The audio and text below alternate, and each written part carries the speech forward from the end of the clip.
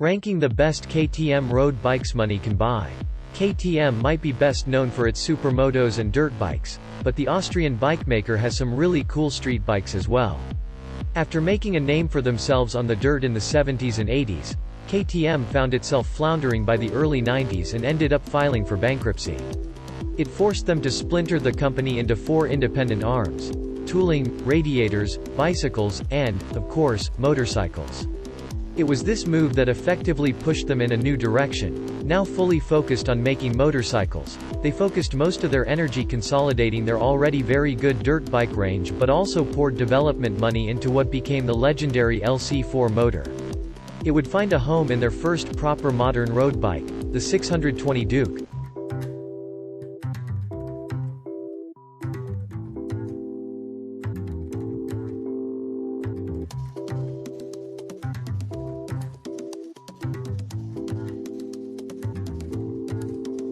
'10. 620 Duke. Without really knowing it at the time, KTM launched the first ever supermoto class motorcycle. It was tall, handled very much like a dirt bike and had incredible torque. It wasn't all that fast, but it was extremely fun to ride, and the bike was a huge hit for the company. 27 years later, KTM are still making LC4 motors, and the Duke range became a staple for the company.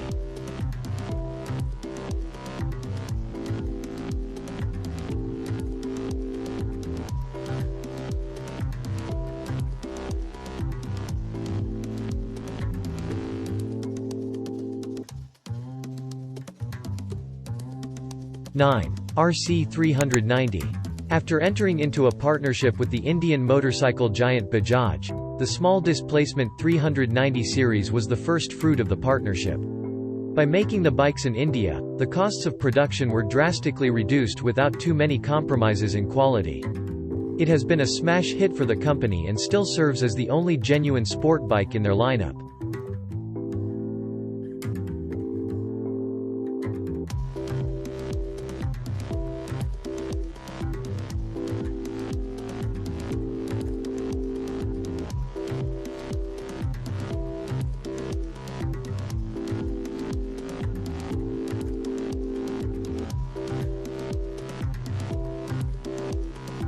'8. 690 SMCR. Effectively the torchbearer for the original Duke, the LC4 motor continues its long and illustrious career in this more dedicated supermoto.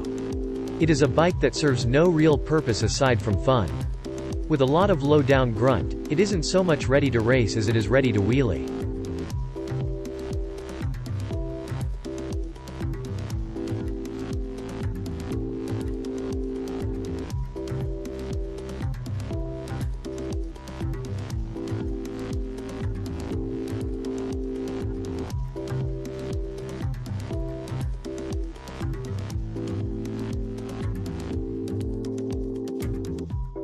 '7. 390 Duke. The latest version of the little entry-level bike has really taken it up a notch, packed with tech and features you would normally have to shell out far more for or turn to the aftermarket.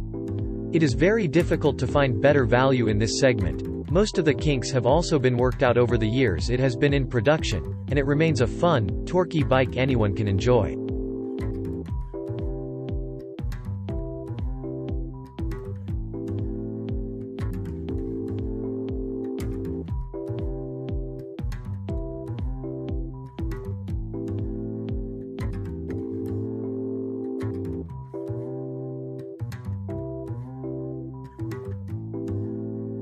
'6. 990 Super Duke. Wanting to offer something with a little more out-and-out performance in their lineup, they tweaked their new LC8V twin and set to work on a Super Duke.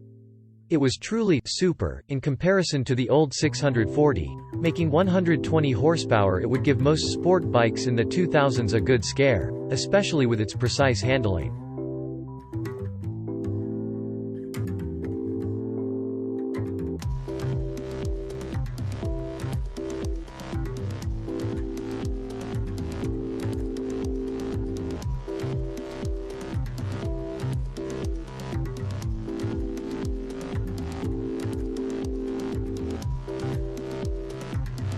'5. 1290 Super Duke R. Making 180 horsepower. The latest Super Duke is all about excess. It has far too much power for its own good, and that is exactly why we love it so much. It is a bike that should only ever be ridden by more experienced riders, with enough torque to power wheelie in every gear. This bike is an absolute monster.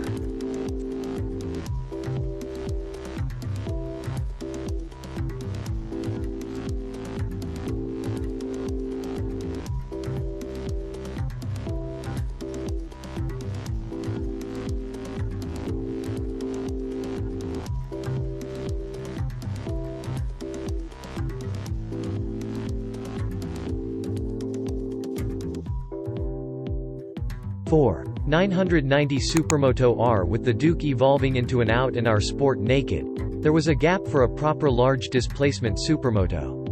After a couple other players entered the market, KTM answered the call and certainly delivered. The 990 is arguably still the best large displacement supermoto money can buy, able to blend agility, power and fun like no other.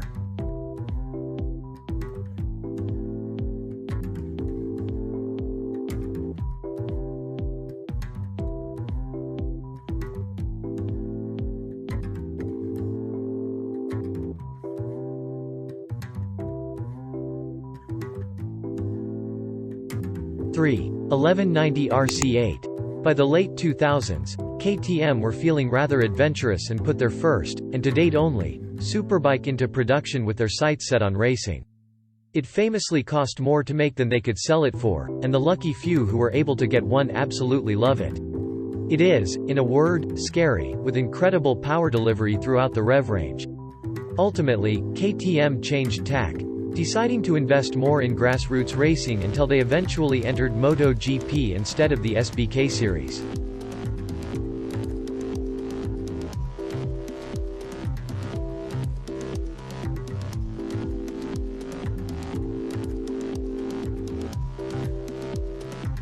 (2) 1290 Super Duke GT.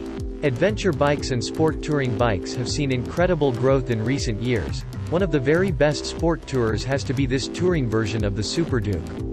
It is an interesting concept, as the hooligan still resides within, but it gets a host of upgrades that make it a pretty decent touring bike.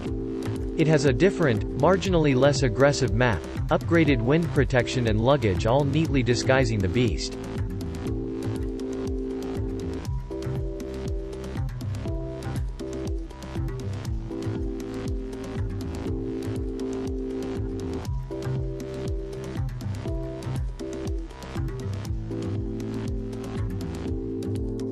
(1) 450 SMR. Technically, the SMR isn't a road-legal bike, but we will argue that with all the dirt bike conversion kits out there it can easily become road-legal. 450 SMR Ultimate Motorcycling. It is another sensational tool for enjoyment, taking all the proven race-winning technology KTM have developed for their motocross bikes and bringing it to the street, sort of.